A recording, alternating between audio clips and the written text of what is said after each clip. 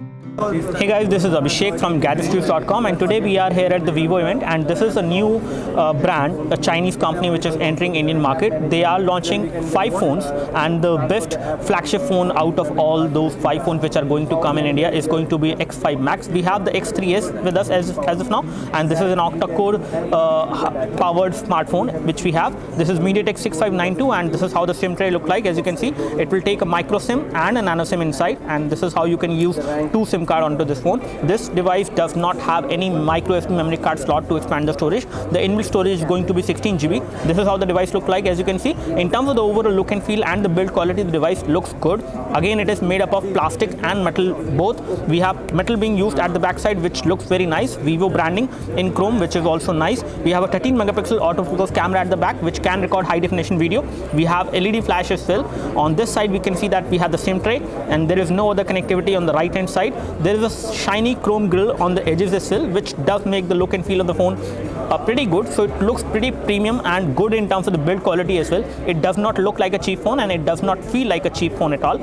And on this side, we can see that we have the power and sleep key and the volume rocker. Both of these are metallic buttons, and they give you decent amount of feedback, so you can get the feedback in case you want that. And at the bottom, you have the prime microphone. You have micro USB port for data syncing and charging, and again the back cover cannot be removed and the battery cannot come out. The battery inside is a 2000 milliampere battery which we have on this phone. On the front, we can see that we have touch capacitive buttons which do have backlit LED, and on the top you have the nice metallic earpiece, and we have the proximity and ambient light sensors, and we have the front camera, which is a 5 megapixel fixed focus camera which we have on this phone. The overall look and feel of the phone is good. The overall build quality in the material used is also nice, and it feels good. It does not feel like a cheap phone at all. And again, now let's take a look at the software UI which we have on this phone. As you can see, this is how the home screen look like, and again the animations and transitions are kind of smooth. I did not notice any kind of lag on this device till now after using it for approximately 15 to 20 minutes. There is no issue with that.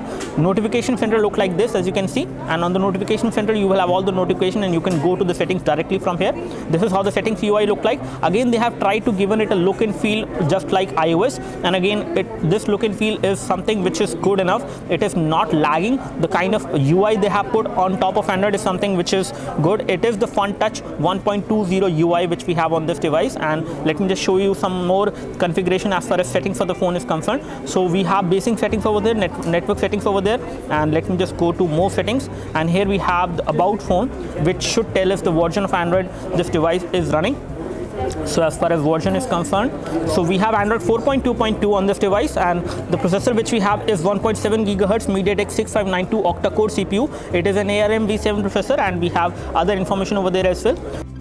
Now here we have the storage information, and the storage front, this device has 16 GB of internal storage, out of which 5.20 GB is being used by the system, and the available storage space as of now is 2.5 GB on the phone storage, and apart from that you get 9.46 GB as well. So approximately in total you get 12 GB available on this device on the 16 GB storage phone which you have. Again, you can install applications and games as well without any issues on this phone. The kind of storage available on the phone is around 12 GB, which is sufficient for many people out there. We have 1 GB of RAM. Let me just show you the current status of the RAM. So as far as RAM is concerned, we have all the running processes over here, and the available amount of RAM out of 1 GB is only 178 MB, which is kind of low, but the phone is responsive and the phone is not lagging at all in terms of the UI. Even when this much amount of RAM is being used out of 1 GB, the phone is responsive, but especially playing high definition games, that could be an issue on this phone, but we will confirm that once we do the full review.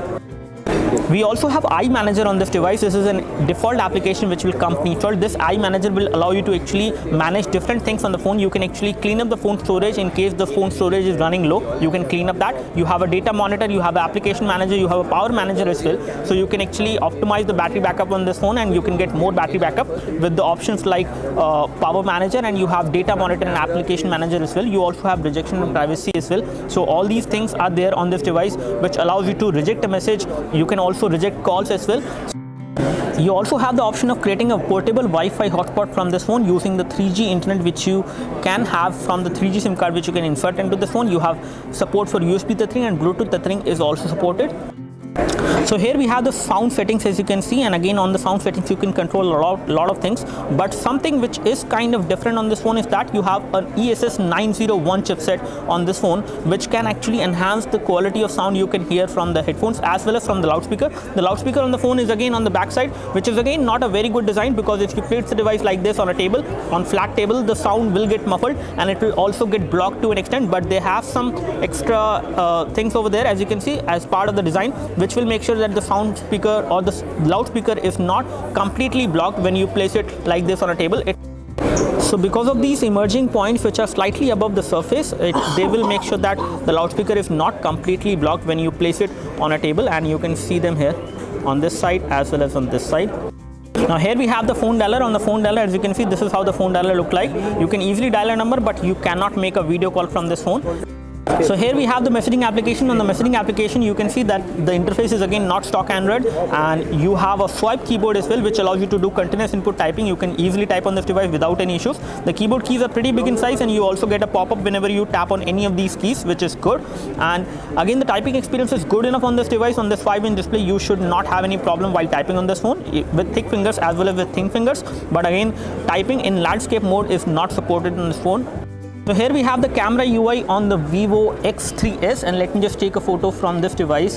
Again, in this low light scenario, we are taking this photo from the 13 megapixel camera which we have at the back. You do have autofocus and tap to focus is also supported. Both of these things are there. This is how the photo looks like. Again, the photo looks clear and good in terms of colors, even in this low light scenario. This is something which we have noticed. As far as camera options are concerned, we have all other camera options, which includes different kind of modes. You have a micro video mode as well, which is something new which you will check out later. You have different kind of pose mode. Panorama mode is also supported. You do have support for HDR mode as well, and then you have different kind of effects you can apply. You also have option to control the flash. As far as settings are concerned, the photo size is 13 megapixel, and when it comes to the video size is 1080p. The high definition is something which you can record on this device. You can record high definition video at 720p as well as at 1080p, which is good. Let's take a look over the front camera UI. On the front camera UI, this is how the UI look like, and again, the front camera is a pretty good camera, I would say. It is a 5 megapixel camera, and I can see myself clearly. The video feed is not hazy, and it is doing a pretty good job as far as front camera is concerned. Let me just take a selfie of my own. So I've just taken the selfie, and the camera shutter was pretty quick, I would say, and it has taken the selfie very nicely. I would say the clarity which I can see in the front camera is good enough, and the colors which are being reproduced are also looking nice. So that's all from us as far as the quick hands-on preview of the Vivo X3S. We would like to say that this device is a pretty good device for the kind of software performance you are getting. Hardware is something which is kind of overpriced on this phone, because this phone will be priced approximately 23 to 25,000 rupees in the market. Let's see at what pricing it comes to Indian market. We will do a full review in which we will test out each and everything, including the camera and the day-to-day usage performance of this phone. Do let us know if you have any specific question for this device. You can leave your questions in the comment section below. You can like this video if this video helped you by clicking the like button below. You can subscribe to our YouTube video channel for more videos like this by clicking the subscribe button below. Thanks for watching this video. This is Abhishek signing off. Thank you.